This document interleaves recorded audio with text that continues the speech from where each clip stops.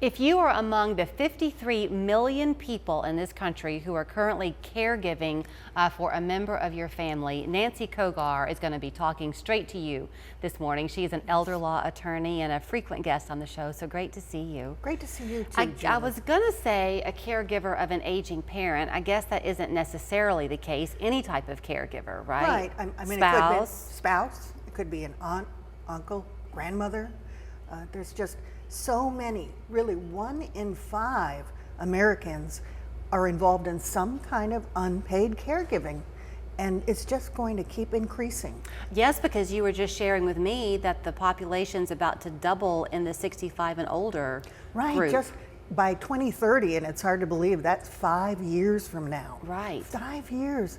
There'll be more people over age 65 than any other age group. So what was it that you told me that the caregivers are called? The silent?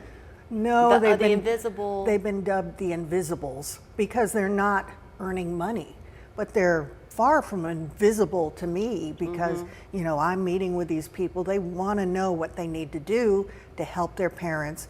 And, you know, a lot of it is planning. Too many people have not planned for their older years.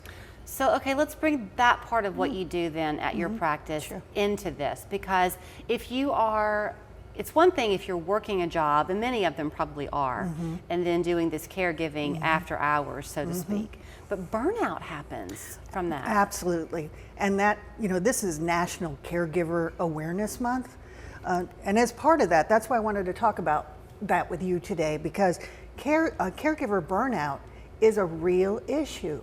You know, when you're caregiving for an adult, your care is often sacrificed. You're sleeping less, eating bad foods, not exercising, keeping longer hours, double teaming it really, and just, you know, your health is going to be affected by that. It's also very different because when you have your children and if you're happily caregiving for them, they're getting older and more independent. Absolutely. When you're caregiving for somebody, especially who's aging, it's not going to probably get better. It's going to get harder. No, and some people are even doing it long distance, Julie.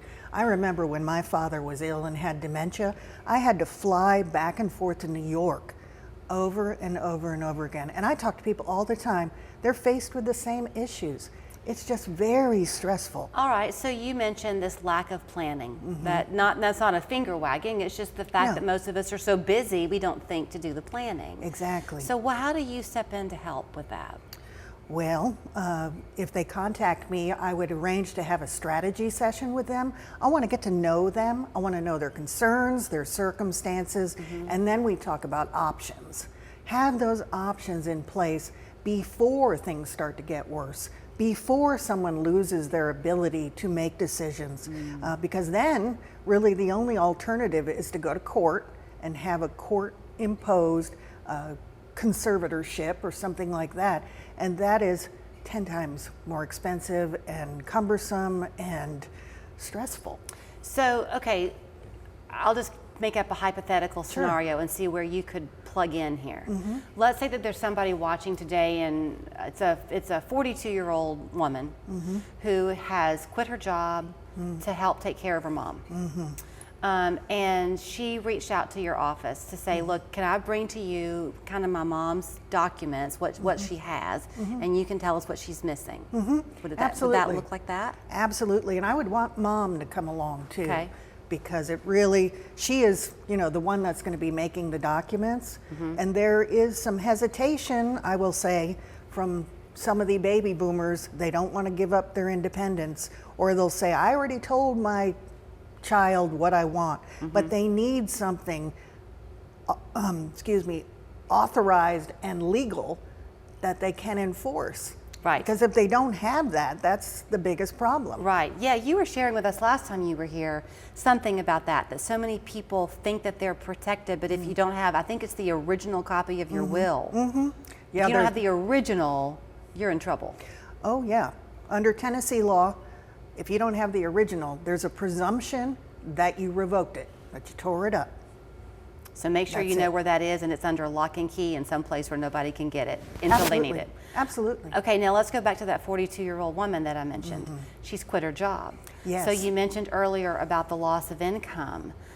Can she talk to you about maybe some strategies that she should be thinking of? Yes, because even when it comes to asset transfers, I work with a lot of caregivers, and the family is planning to offer care.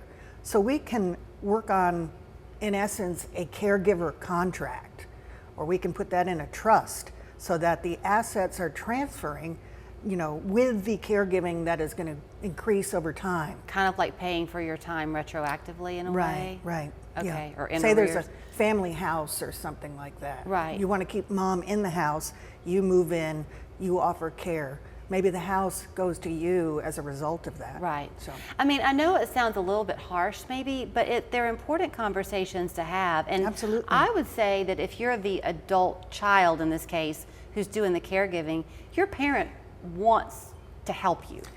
Yeah, they Don't you think? Over and over again, they say, I don't want to be a burden to my children. And if you don't talk about it, you don't plan, I hate to say it, and I mean this with all due respect, but you do become a burden. You know what I think is a great takeaway too, though, is look at the heart of America. Yeah. That 53 million of us are taking care of somebody we love in a selfless way. Absolutely. And I just thought it was important to stress that even though they may be called the invisibles, they are not invisible. I'm telling you, when you call her, she will be just like this in the office. I mean, you love to talk to Oh, I people do. and help them through. It's your calling. I do. And the worst thing is when I find out someone didn't do anything about it, and then our options are limited as time goes by. Then here is her phone number for you to call. Her name is Nancy Cogar. She has a great podcast called Boomer Time with Nancy Cogar. But 596-7220 online, nancycogar.com. Yeah. Thank you. Thank you. Thank you so much.